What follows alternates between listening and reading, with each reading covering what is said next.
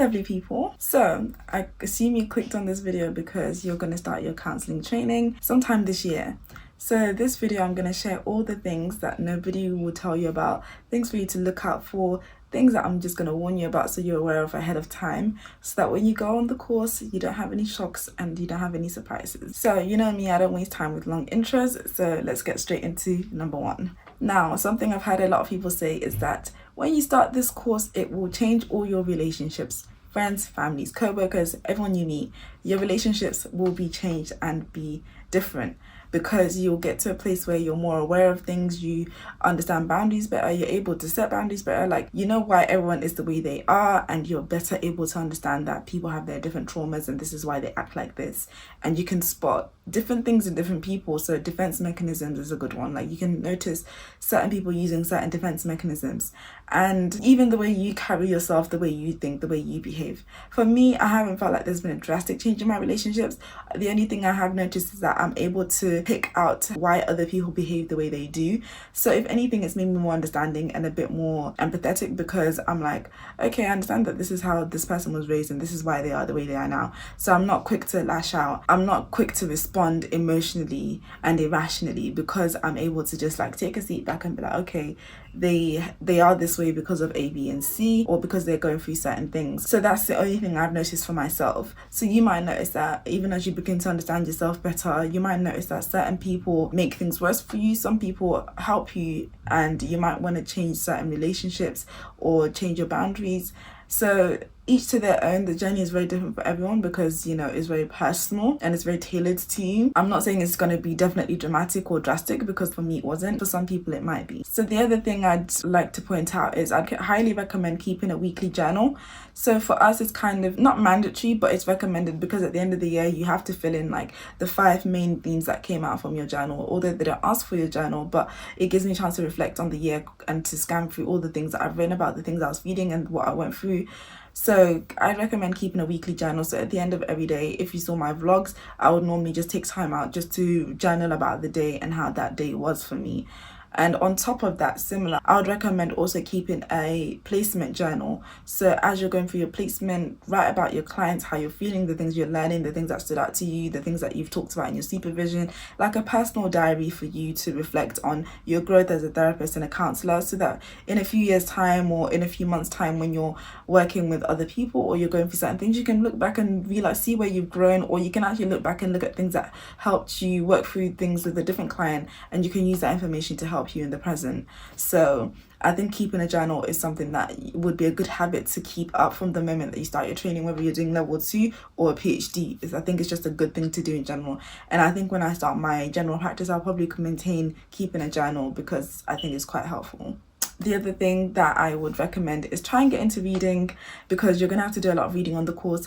Even if you don't want to read for fun, you're still going to have to read journals and articles for papers and assessments and things like that. And like I had a seminar where we had to read a paper so we could discuss the paper. I'm not saying you're going to have that, but you might. So just keep in mind that you're going to have to start reading a bit more. Even if you're not reading for fun, if reading is not your thing and you don't want to read for fun, like I did a video on the books that I read as a therapist that help me when I work with clients. Even if you don't want to read that, what you can do instead is at least maybe listen to podcasts is a good way to just learn things and to pick up information without having to like sit down and open a book if that's not your thing. So you can still listen and learn, and even the books that you don't want to read, you can still listen to them on Audible. So there's still a win-win situation, and there's an option for everybody.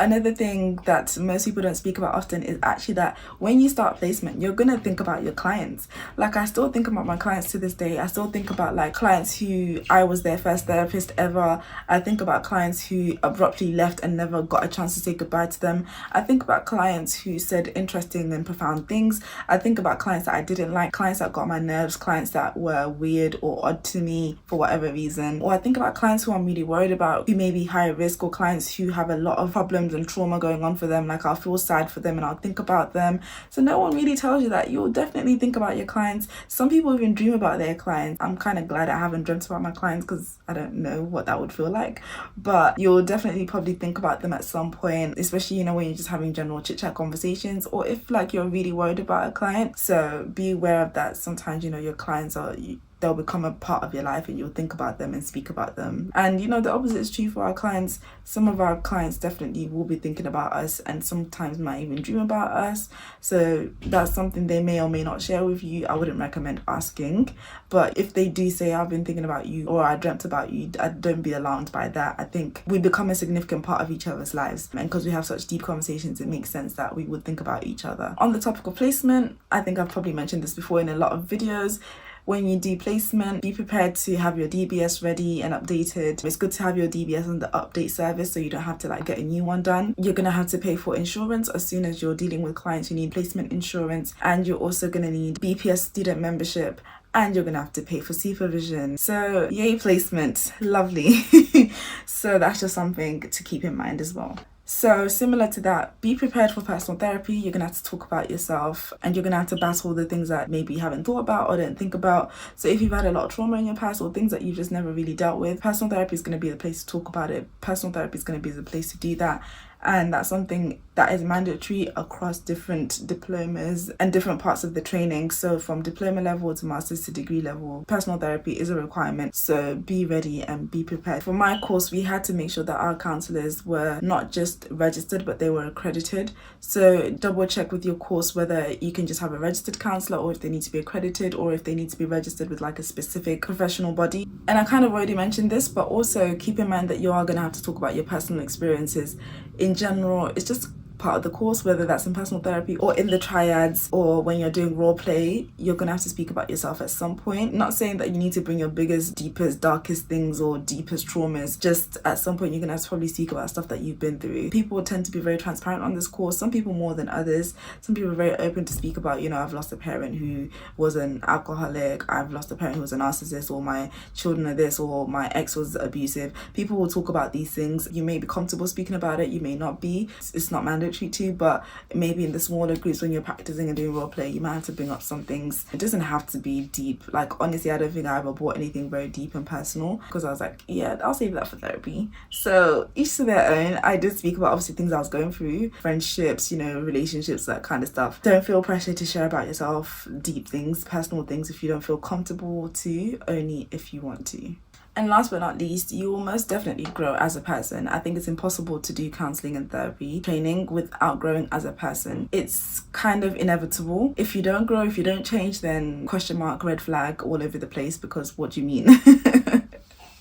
It's natural, it's definitely inevitable. You will grow and change as a person, whether that's your view of life, how you handle relationships, how you think about people, your perspective of the world, something will change. So be prepared for that. I wouldn't say it's necessarily bad or good. I think it should be good. I feel like it will be good. But coming to certain realizations, it might be a bit daunting. It might be a bit draining. It might be a bit upsetting to come to certain realizations about things, or to have certain revelations about yourself or people in your life, and to notice that, oh, you know, what I thought was good is suddenly bad, or what I thought was normal is actually horrific, or what I thought was acceptable was actually not, and it was trauma. Like, it might be heartbreaking, it might be disturbing, it might be upsetting, but you will definitely grow as a person. Sometimes even in lectures, we had lectures on very deep, sad things, and it's not easy. So sometimes definitely just be aware that you need to take care of your mental health, and you need to think about your mental well-being as you're going through the course, and whether you can handle going through this process. So that's all I have to say for now. I have a similar video to this called All Attention to Counselling Students, so be sure to watch that next, and I'll see you in the next video. Bye.